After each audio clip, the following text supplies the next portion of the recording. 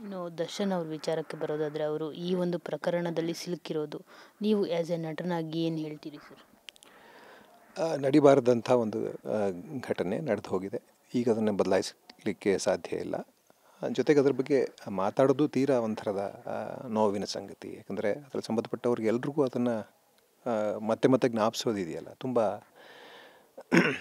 ಯಾವಾಗಲೂ ಅಷ್ಟೇ ಹೇಳ್ತೀವಿ, ಒಂದು ಸಾವಿಗಿಂತ ಸಾವಿನ ನೆನಪು ತುಂಬ ನೋವು ಕೊಡುತ್ತೆ ಅಂತ. ಸೊ ಹಾಗಾಗಿ ಅದನ್ನು ನೆನಪಿಸಿ ಅದಕ್ಕೆ ಸಂಬಂಧಪಟ್ಟ ಜನಗಳನ್ನು ನೋವಿಸುವಂಥ ಕೆಲಸ ನಾವು ಮಾಡಬಾರ್ದು ಅಂತ ಅನಿಸುತ್ತೆ. ಆದರೆ ನಡಿಬಾರದು ನಡೆದಿದೆ, ಅದಕ್ಕೆ ಕಾನೂನಿನ ಕ್ರಮ ಏನು ಜರುಗಿಸಬೇಕು ಅದಕ್ಕೆ ಕಾನೂನು ಮಾಡ್ತಾಯಿದೆ. ಆದರೆ ಇದನ್ನೇ ಪದೇ ಪದೇ ಮಾತಾಡೋದಕ್ಕಿಂತ ಬೇಕಾದಷ್ಟು ಮಾತಾಡಬೇಕಾದಂಥ ಸಮಸ್ಯೆಗಳು ತುಂಬ ಇದೆ. ಈ ರೈತರ ಸಮಸ್ಯೆ ಅಂತ ಹೇಳ್ತಾ ಇದ್ನಲ್ಲ, ಇದು ನಿರುದ್ಯೋಗದ ಸಮಸ್ಯೆ ಇದೆ, ದೊಡ್ಡ ನಿರುದ್ಯೋಗ ಸಮಸ್ಯೆ ಇದೆ. ಸರ್ಕಾರ ಬಂದು ಇವಾಗ ನಿರುದ್ಯೋಗಿಗಳ ತಲೆ ಮೇಲೇ ಮಡಿಕೆ ತಂದು ಹೊಡೆದುಬಿಟ್ಟಿದೆ.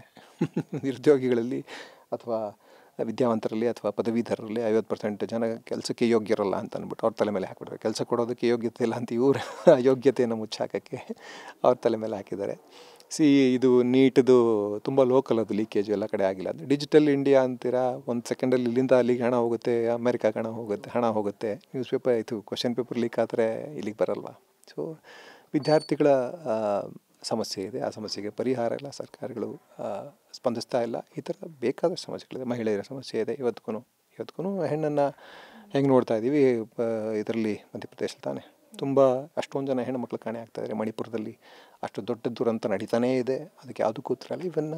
ಇವನ್ನ ಮಾತಾಡಿ ಇದನ್ನು ಬಗೆಹರಿಸೋದಕ್ಕೆ ಸಾಧ್ಯ ಆದರೆ ನಿಜವಾಗ್ಲೂ ಒಳ್ಳೆಯ ದೇಶನ ಕಟ್ಬೋದು. ದೊಡ್ಡ ಸಂಪನ್ಮೂಲ ಭರಿತ ಶ್ರೀಮಂತ ದೇಶ ನಮ್ಮ ದೇಶ. ಆದರೆ ತೀರಾ ಅಧ್ವಾನದ ಸ್ಥಿತಿಯಲ್ಲಿದ್ದೀವಿ ನಮ್ಮ ಕಾರಣಗಳಿಂದಾನೇ. ಸೊ ಅವುಗಳ ಬಗ್ಗೆ ಮಾತಾಡೋದು ಇನ್ನೂ ಸೂಕ್ತ ಅಂತ ನಾನು